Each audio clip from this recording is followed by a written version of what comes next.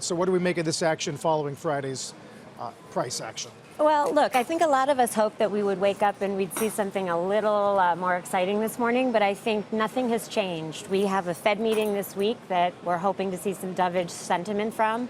We have more talks on China. I think until we get through the next 3 months or we have some sort of even more positive deliverance or rhetoric around that, I don't see the market settling. We seem to have no bottom, and we can't seem to, stay with a run here. So I think, we got to look at trade, we got to look at the Fed policy, and, we just got to get back to fundamentals and get away from this negative sentiment and momentum that's keeping us down. Are you part of the group that sees a big air pocket here until, I don't know, 2400 gets mentioned a lot? Yes. So look, I think that what we have seen is a correction at the end or near the end of a bull market, not the end of a bull market. So I think one of the things that is happening right now, the Fed came out last week and said that they see a 20% chance of a recession in the next 6 months. UBS is on par with that. We still see a lot of value. We see a lot of growth. We see 25% earnings expansion this year. We're looking for 5% next year. But there are a lot of really heavy things, from geopolitics to trade to China weighing on the market. And until we have some clarity around all these things, I don't think we're going to sustain anything here. Let's talk about clarity this week, Larry. So the president is out tweeting again about the Fed, that they shouldn't raise interest rates with the strong dollar and the global economy how it is. If the Fed, for some reason, goes against what the market expects and does not raise interest rates, how would the market take that? Look, Sarah, it's 4th and goal. Fed Chair Powell has the ball.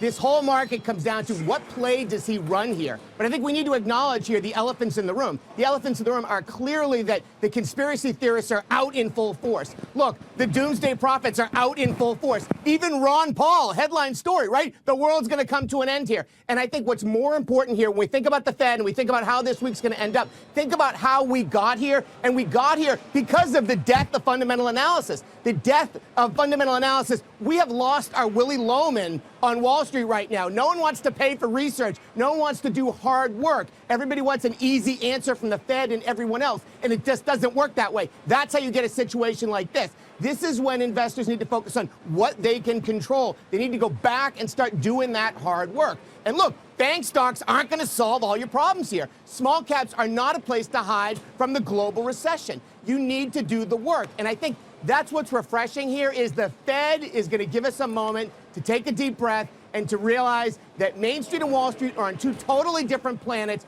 Main Street doesn't care about an inverted yield curve. They're at the mall. You can't get a parking space anywhere. Everything is sold out at the malls, and they're working right now. And that's much more important when the consumer's two-thirds of the U.S. economy than the Fed. There's a lot going on there in that answer, Larry. That was a rant that didn't answer my question. I like the death of a salesman reference, though. Attention must be paid, Larry, but I don't know where to pay it, given what you just told me. It was all over the map. No, just my pure question is, what would the market do if the Fed doesn't hike rates, Larry? Yep. No, I said it comes down to the Fed, right? And I think the Fed chairman, he is going to do the right thing. This is what legends are made of, right? He can steer us. It's the tone. It's not the action. It's the tone. And I think the tone is really critical here. Look, the market discounts all of these items well in advance. It doesn't matter what happens in December. It matters what happens next year. And I will tell you, Sarah, listen, the bond bubbleistas have led this market, have misled investors all year to think that the Fed was the problem here. The bond bubbleistas told people that treasuries were the problem here. Look, treasuries might outperform the S&P this year. So treasuries are not the problem. The Fed is not the problem here. The Fed isn't the one that drove up the deficits here. It's Congress and it's Washington. So I think we should realize that the Fed isn't going to solve the problem here. Larry, that leads us right to a discussion of the shutdown deadline at midnight on Saturday, right? How important is that? Look, I think the issue that we're finding right now is that the market seems to think everything is important, but not important enough to make things actually move forward. So I think, as was just alluded to, I think the rhetoric that comes out on the 19th and whether or not we have a move is going to be important.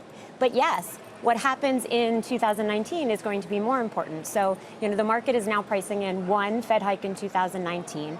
We have 2 at UBS. There are some organizations that are thinking 3, 4, and 5 before a 2020 move backwards. So I think anything we get in the next couple of days, whether it's around trade, we have a lot of stuff going on. For example, if you think about our clients, they're investing mostly long term. They're going to be individual investors, so they're going to be in individual stocks and bonds or in mutual funds. Mutual funds right now have all had, in the equity space, a bad year, but are actually passing through gains to a lot of clients. Clients are trying to figure out what the ramifications of the tax package means for them next year. So there is a lot of unknown out there on the individual level. It still is unclear to me. I've heard on this show and others, it's the institutions moving the market. Some people say it's the individuals moving the market. I'm not really sure who's moving the market now. I think everybody's moving it down. I'm just not clear who's moving it up. And as we get into a week before the holidays, there's really nothing to tell me that's going to change. Are you surprised that the Chinese have resumed their soybean purchases, right? They've said they'd consider changes to made in China. Right. All positive. Right? They've suspended these retaliatory tariffs. Didn't get us anywhere, really. It didn't get us anywhere. I mean, that's sort of what I think all of us have been talking about, is that there seems to be the sentiment and momentum that takes us down in a second, and there seems to be nothing that makes us happy or complacent enough to take it forward.